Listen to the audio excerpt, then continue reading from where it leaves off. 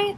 So again, it's Danny, and this is the continuation of my review on the book Rizal Without the Overcoat by Ambeth Ocampo. So my first video sort of gave an overview of the topics that Ambeth Ocampo touched on, and I discussed my general impressions of it. So this video goes more in depth on my favorite passages, which I have greatly reduced. I don't know if it's noticeable if you watch my first video, but I just took out a bunch of post-its, which is sad. I talk too much, and I get attached to things too easily, and I love too many things. It's just hard to talk about all of this. I have to narrow them down. Okay. Anyway, here we go. The first one I found important or interesting was Ocampo's work entitled "Rizal Did Not Write sa Aking Mga Kabata."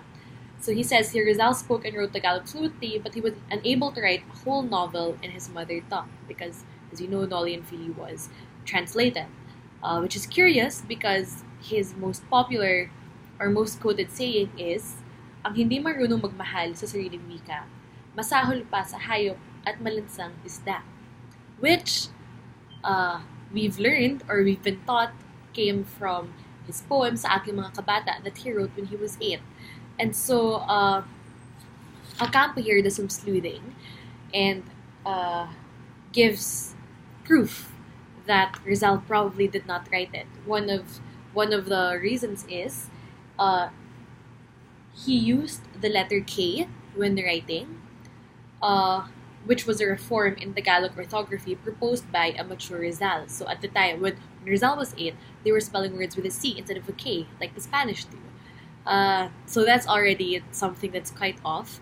And also, in the poem, he used the word kalayaan, which later on in Rizal's life, when he was older, he told his brother Paciano he encountered in the translation of Amor Patrio by Marcelo del Pilar. So that was the first time that he encountered it, and yet it appeared in a poem that he wrote when he was 8.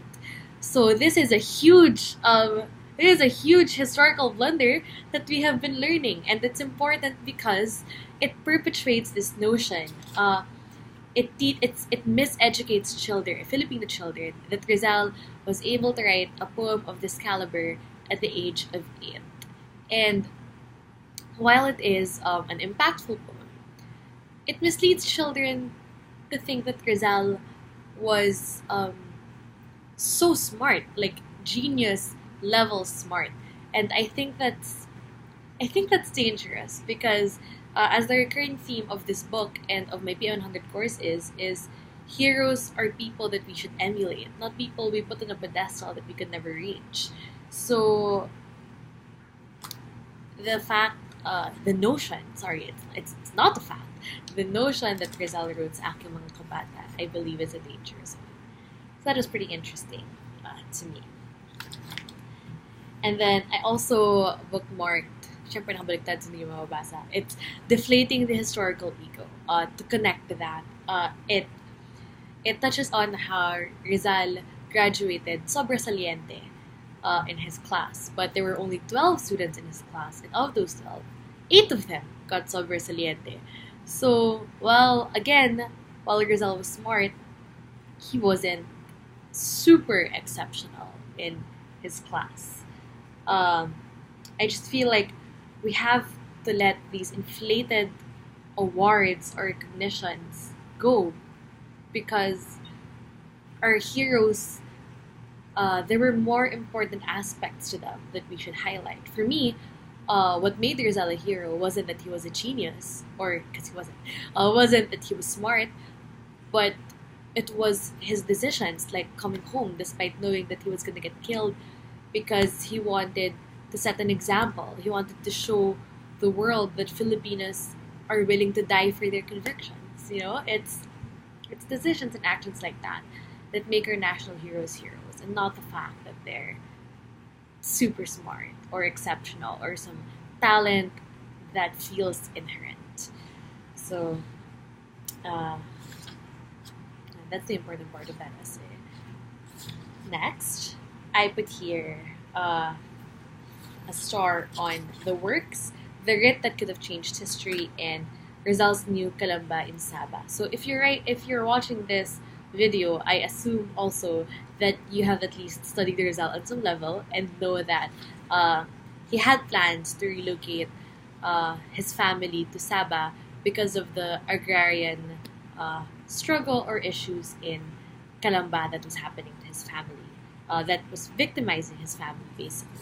Um, so I highlighted these two because it's interesting what could have happened had these plans been carried out. So this writ was an attempt. It was a petition by Antonio Maria Regidor from London um, to try to set Rizal free when he lands in Singapore, which is a British colony. But so there, obviously, the writ was not approved. But it is interesting to think of what did not happen, or yeah, what did not happen. Because if the writ was passed, Rizal would have served in Cuba because he volunteered as a doctor in the Spanish War in Cuba, and he would have been in India in the Spanish army that was trying to crush the Cuban War of Independence, the same war of independence that we were fighting on our soil. So if he'd done that, I actually don't know if he would have still been our national hero, because how can you deprive an entire country of something that you so badly want for your own? That was huge. Uh, Later on, in one of the other essays, Ocampo says that Rizal did that. Um, Rizal said that he did that so that he could learn what they were doing there, what they were doing right, and what they were doing wrong in their struggle for independence, so that in the revolution, in the Cuban Revolution, so that the Filipino Revolution could build upon it, correct, do the things that they did wrong for us to do them right, and also to adopt what they did right. Still, it was strange. So maybe the God or the universe has a way of making what is meant to be happen. All right, and then the second one I highlighted here. Would Rizal have become a hero if his family and friends were not thrown out of Calamba by the Spaniards? Was Rizal's heroism motivated by his personal circumstances? So to both of these questions, I think the answer is yes. Rizal was already an exiled nationalist even before, or he was already working um, in the interest of the Filipino people even before the displacement of his family. He returned to the Philippines despite the warnings of his family. Still, he undeniably had a personal stake. But in everything we do and everything humans do, don't we all have a personal stake?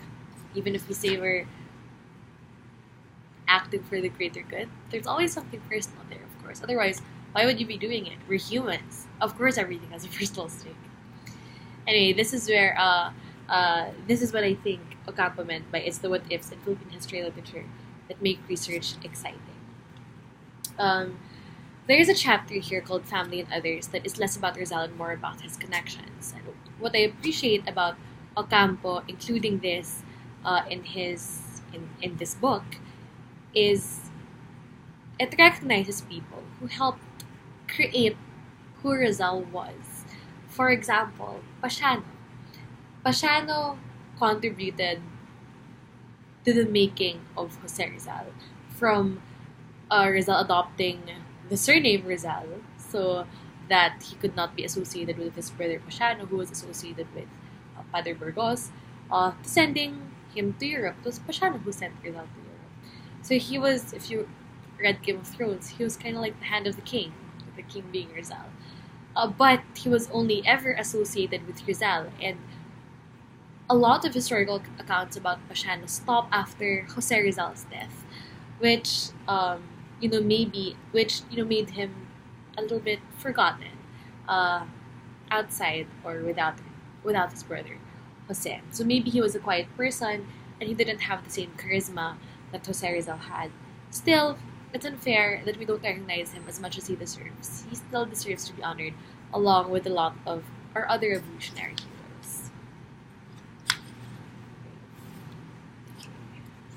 heroes. Sorry.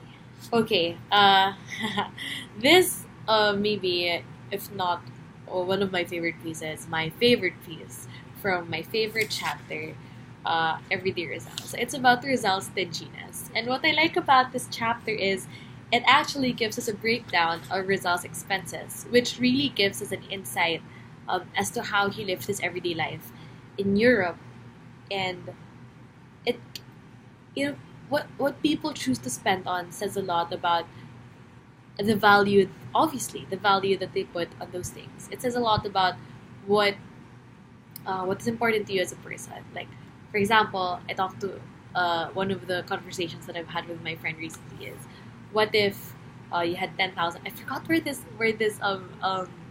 okay, it was $200. What would you spend $200 on? I think it was because Nike or Adidas had like these $200 shoes for sale, and we were like, would you spend $200 on shoes? I was like, I don't think I would spend $200 on shoes, but maybe I would spend $200 on really good food or concert tickets, because those are important to me. I love music and I love food, and apparently, according to Rizal's expenses, he did not love food. I mean, he he loved culture so much that he was willing to sacrifice food. He was willing to sacrifice eating and his quality of life, just so he would be able to consume culture in theaters or in operas. There, so I put here, wow, I did not expect in my little post-it. I put, wow, I did not expect to like this piece so much, but it was so amusing to learn what Rizal spent on because those were important for him. Check culture. He spent a lot on books, and he knew it. On books, theater, dances, and periodicals.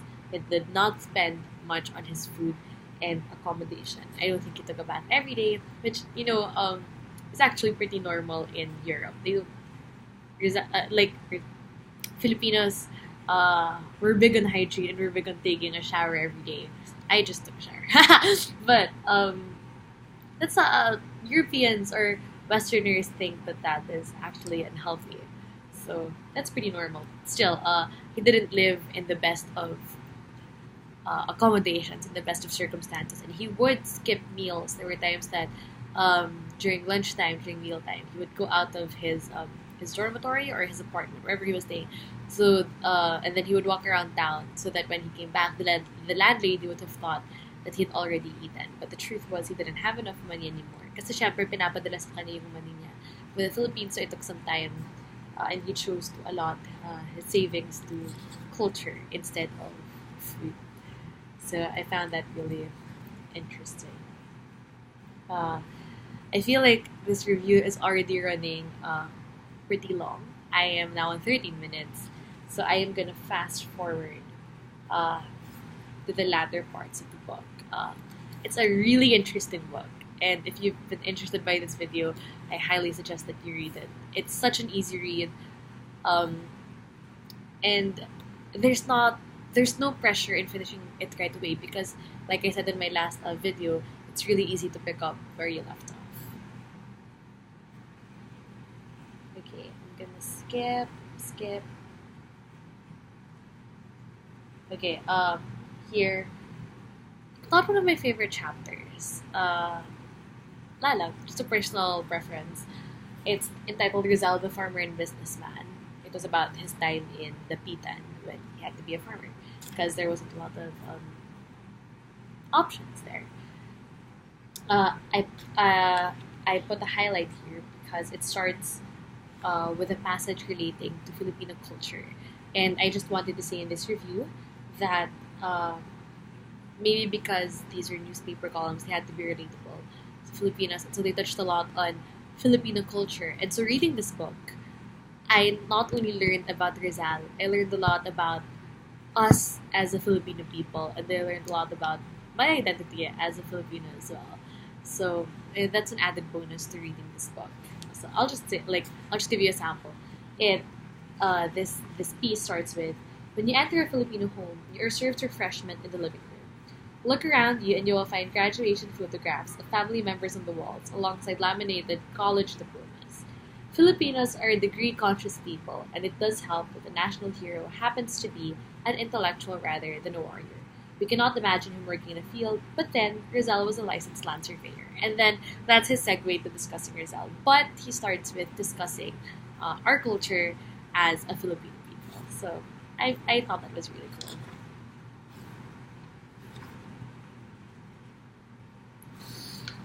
I don't want to give away the really interesting parts about this book, but I will tell you the premise so that you read it. So one of my favorite, which is like, you can see here, I put in like big letters, oh my god, what a wild story. Because this is about the Katipunan neutralizing or framing Rizal. At framing Rizal out of something that Rizal actually said. Basically, so Pio Valenzuela was sent to the Pitan to talk to Rizal about the revolution. And Rizal said, one of the advices that Rizal gave was to neutralize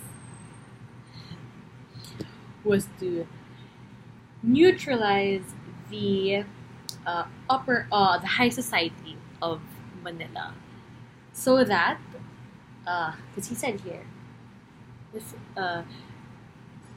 these Filipinos will be your worst enemies if you commit the imprudence of attacking the Spaniards without the necessary preparations. When they see you without arms, they will go over to the side of Spain to persecute you, and being Filipinos and rich too, they will win over your soldiers with the money. See to it that these persons are at least neutral, that they help neither Spaniards nor Filipinos. So he said that.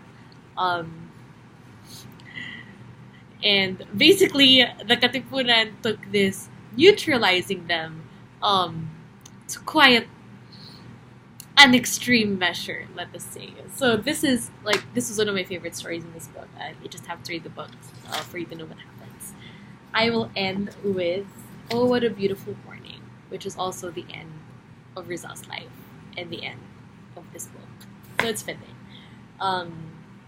We all know that Rizal was prepared for his death. He was calm. He knew he had a bunch of requests that would cater to how he wanted to die, the meaning of the actions and everything. How he turned around so that he would touch the sky. So that he would be facing the sky instead of face down, which he thought was dignified. All of that. But this is the first time that I read him saying this. It says here, "It was a clear morning, and Rizal could see as far as the corridor. Feasting his eyes on the scenery, he said, 'What a beautiful morning. On mornings like this, I used to take walks here with my sweetheart.'" It was just emotional for me, because he was at the end of his life. He said, famously, we know this, "It is done." He said, "It is done." And it just conveyed to me how willing Rizal was to give up his life for the Filipinos. He thought that day, the day that he died, was beautiful. That's what I think about this book as well. Oh my god, I just need to wrap up this review. But it is a beautiful, well done collection. Piece of writing, piece of work that really, at the core, humanizes Rizal and highlights what's really important about him, like the I-100 does. So, you can buy this from National Bookstore. So go ahead and do it. It really contributes to your education and your being a Filipino. And God knows that during these trying times, under this government and everything, that is what we need. To emulate people like Rizal. Maybe our government officials need that as well. Haha, okay, so this was Daddy. That is the ending of my review to the book Rizal Without the Overcoat. I'll see ya. Bye. Peace sign like a dork.